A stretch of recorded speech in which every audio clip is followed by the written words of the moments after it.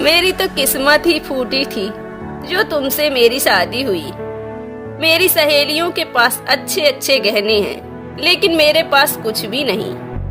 अरे सब्र रखो भाग्यवान, एक दिन मैं भी धनवान बनूंगा और तुम्हारे लिए अच्छे अच्छे गहने बनवाऊंगा। 5 साल से मैं यही तो सुन रही हूँ, मेरी फूटी किस्मत। एक गांव में भोला अपनी पत्नी के साथ रहा करता था। भोला एकदम भोला ही था, लेकिन भोला की पत्नी कुछ भी घर का काम नहीं करती थी और अपने पति को भला बुरा हमेशा बोला करती। और भोला घर का पूरा काम करता और जंगल लकड़ियां लेने चला जाया करता।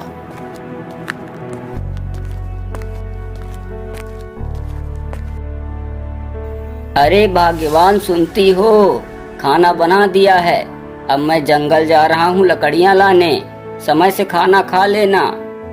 हाँ ठीक है, मुझे अभी आराम करने दो। भोला जंगल की तरफ चल देता है।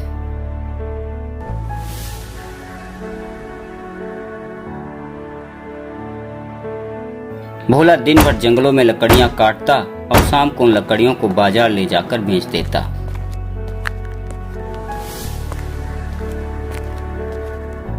अब मेरे पास काफी रुपए हो गए हैं, इतने में तो एक गधा खरीद ही लूंगा। ज्यादा लकड़ियां काटा करूंगा और गधे के पीठ में रखकर बाजार लाया करूंगा। भोला यह सोचकर गधा खरीदने के लिए चल देता है।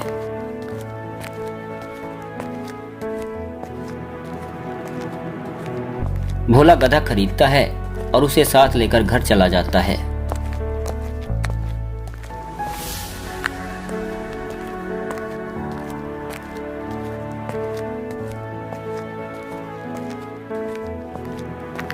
अरे भाग्यवान देखो, मैं क्या लेके आया हूँ। बोल तो ऐसा रहे हो जैसे बहुत बड़ा खजाना लेकर आए हो। भोला की पत्नी घर के बाहर आती है तो गधे को साथ देखकर बहुत गुस्सा होती है। हे भगवान, यह गधा खरीदना जरूरी था क्या? इससे अच्छा तो तुम मुझे गहने खरीद देते, पूरे पैसे बर्बाद कर दिए। अरे भाग्यवान, मैंने यह गधा लकड़ियों का गट्ठा ढोने के लिए खरीदा है, ताकि ज्यादा लकड़ियां बाजार ले जा सकूं और ज्यादा मुनाफा हो सके। तुम कभी भी मेरे काम से खुश नहीं होती हो। मैं कुछ नहीं जानती हूँ, इस गधे को अभी वापस करके आओ, या तो अब इस घर में यह गधा रहेगा या तो मैं रहूंगी। ऐसा क्यों कहती हो भाग्यवान, अब रात होने वाली है। ठीक है, तुम्हारी खुशी के लिए मैं इसे कल वापस कराऊंगा। कुछ समय बाद रात हो जाती है। भोला गधे को घर के पास ही बांध देता है और वहीं घर के द्वार में बैठ जाता है और कुछ देर बाद वह वहीं पर सो जाता है। इधर एक नाग कहीं से आकर गधे के पैरों में डस लेता है।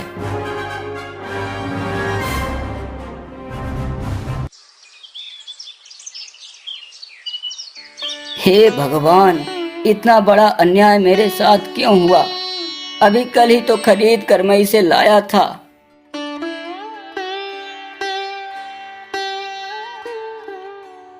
गधा सर्प के डसने से मर चुका था।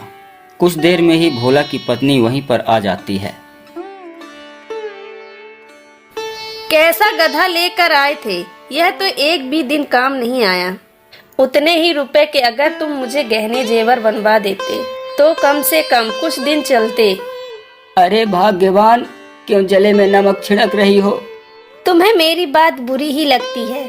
अब मैं तुम्हारे साथ एक पल भी नहीं रह सकती। जा रही हूँ मायके। भोला की पत्नी इतना कहकर वहां से चली जाती है। भोला बहुत दुखी होता है।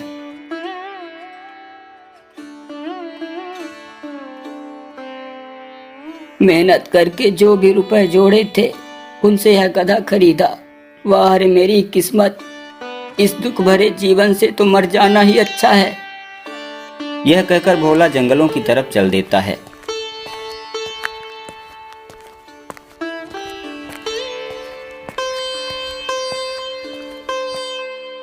वाह रे मेरी किस्मत, दुनिया का कितना बदनसीब इंसान हूँ मैं। माता पिता बचपन में ही मर गए, आज मैं अकेला हो गया हूँ। इस दुनिया में मेरा कोई नहीं है। इतना कहकर भोला रोने लगता है।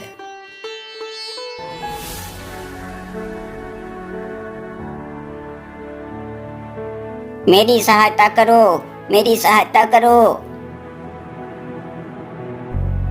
ये कैसी आवाज है? भोला इधर उधर देखता है तो भोला को एक जख्मी हालत में तोता दिखाई देता है। भोला तुरंत उसके पास जाता है। तुम्हारी यह हालत कैसे हुई? मुझे एक बाज ने घायल कर दिया है, मेरी सहायता करो। भोला उस तोते को उठाकर एक सुरक्षित स्थान पर ले जाता है।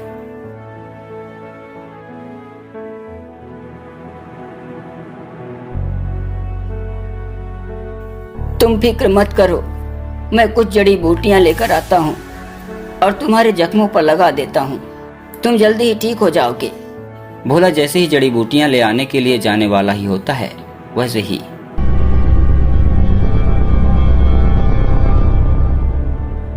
वाह भोला वाह, तुम गरीब जरूर हो और किस्मत के मारे भी हो और इस समय दुखी और परेशान भी हो, लेकिन तब भी तुमने अपना दुख न देखकर दयालुता दिखाई। तुम्हारी इस परोपकार की भावना ने मुझे प्रसन्न कर दिया है। मांगो, जो तुम्हें चाहिए तुम मुझसे मांग लो, वह तुम्हें जरूर मिलेगा। क्या क्या सच में साधु बाबा?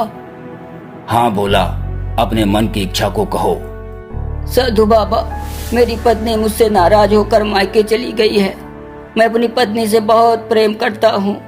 साधु बाबा, मेरा इस दुनिया में मेरी पत्नी के अलावा कोई भी नहीं है। माता पिता का साथ बचपन में ही छूट गया। मैं चाहता हूँ कि मेरी पत्नी भी मुझसे प्रेम करे और मुझे समझे। ठीक है भोला, जाओ, ऐसा ही होगा। जाओ, घर जाओ।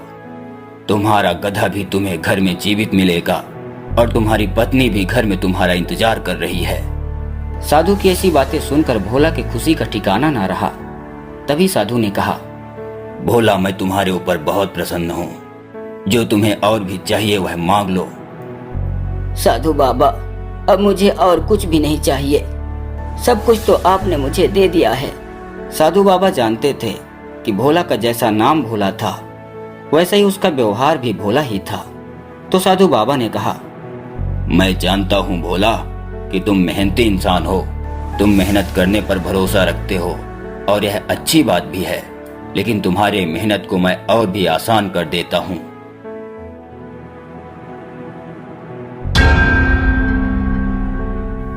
ये लो, यह जादुई घड़ा है।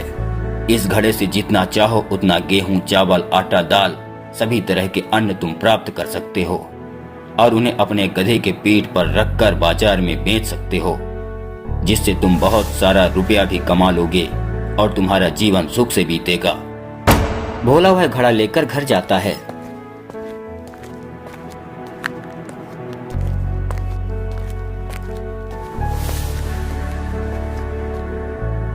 घर पहुंचकर भोला देखता है कि उसका गधा जीवित है और पत्नी घर के बाहर खड़ी होकर उसका बेसब्री से इंतजार कर रही है।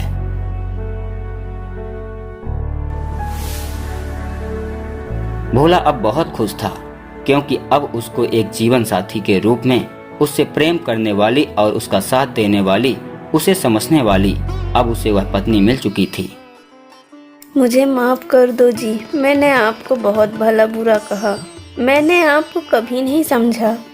कोई बात नहीं भाग्यवान, अब हम दोनों सच्चे दोस्त की तरह दोनों लोग मिलकर मेहनत करेंगे और खूब पैसा कमाएंगे और फिर तुम्हें बहुत सारा गहना बनवाऊंगा। मुझे अब कुछ नहीं चाहिए, आप खुश रहो, यह मेरे लिए बहुत है। भोला की पत्नी का स्वभाव अब पूरी तरह से बदल चुका था। फिर भोला ने साधु बाबा वाली बात और उस जादुई घड़े के बारे में अपनी पत्नी से बताया। दोनों पति पत्नी मिलकर मेहनत करते और हर दिन अन्न के बोरे को गधे पर रखकर बाजार जाते और पैसा कमाते।